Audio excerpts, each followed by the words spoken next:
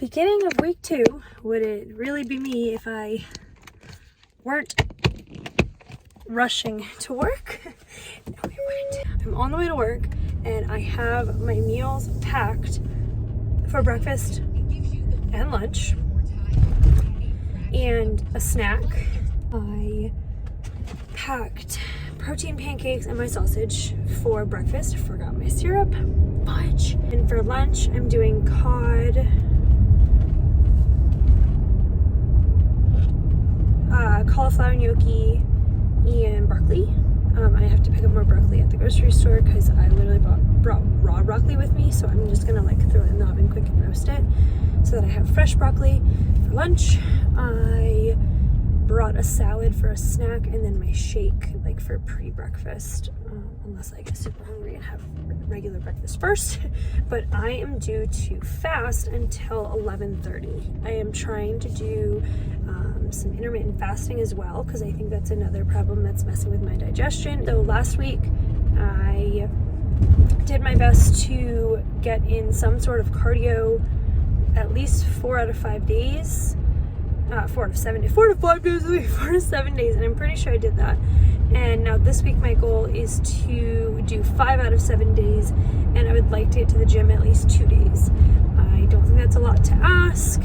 So 5 days like at home and then 2 days at the gym, so 7 days of workouts. And I think that's something I do way too often is give up on myself. I push other people to, you know, keep going, never stop, blah, blah, blah. But then myself, I'm like, meh, I'll try again tomorrow. Meh, I'll try again next week. And like, I hate that mindset. I teach my team not to have that mindset and I get stuck in it myself. So how can I teach someone to not be in that mindset if I'm in it myself? So that's my game plan. I'm gonna sit down when I get to work and organize and plan and really write out this week and maybe even next week, since I know my schedule next week, and my food and all of that fun stuff, so that I feel like I am in control of everything going on, so that there's no room for error, and so that I can truly be successful here. I woke up this morning at like 166, so a pound up from yesterday, which is totally valid since I ate so much for lunch and I had cake and I did not drink enough water. So we're gonna load up on water today. Didn't bring a water bottle, but that's okay. There's plenty of cups at work, probably even water bottles at work, and I will get my water in and we will have a fantastic day. But that's week 2, day 1 update. Happy Monday.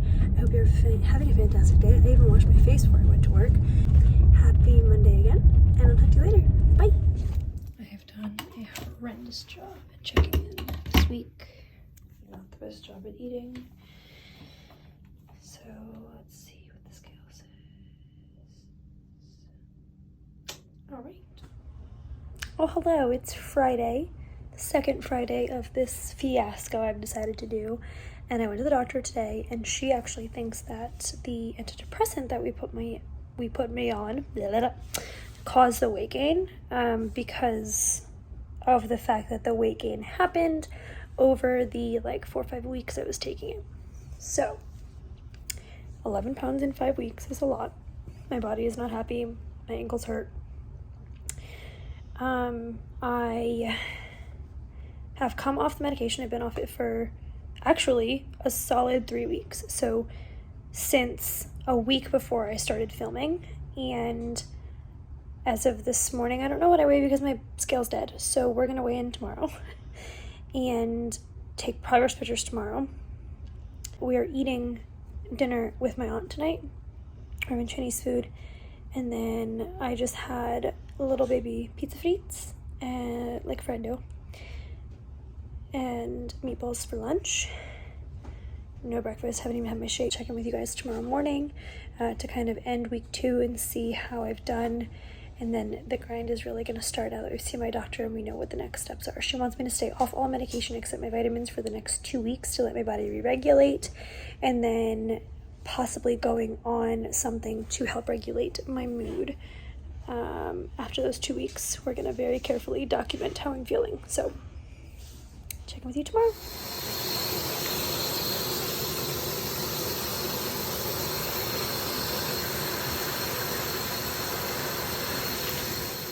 Well, that was how it ended.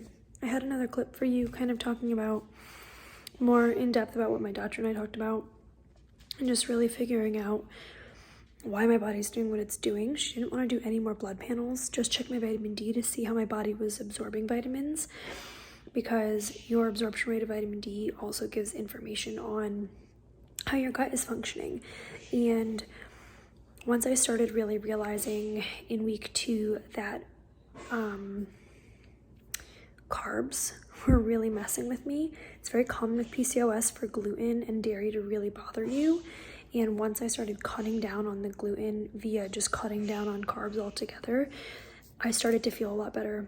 You'll see my skin start to really clear up in week 3. My digestion is better, so we're gonna keep giving you more information, telling you more. But thank you so much for coming along for this journey again. End of week 2, my weight was still fluctuating like crazy. Not losing anything, not gaining anything, sitting in between that 165, 170, which is really depressing, and I was really ready to just kind of throw in the towel, because I, in my mind, was doing better, but what I didn't realize is I was doing things I shouldn't, like having wine and having a bite of dessert here and there, and doing all the little things that weren't truly monitoring my eating habits and my activity habits. And yes, I was getting to the gym and I was feeling really good. And by the gym, I mean either here at work or just getting active. I didn't actually get to the gym like I'd hoped because work was just crazy. And I'm super busy, and I think I've said this before, I put too much on myself. So I'm getting a lot better at organizing and holding my expectations in a place that I can manage.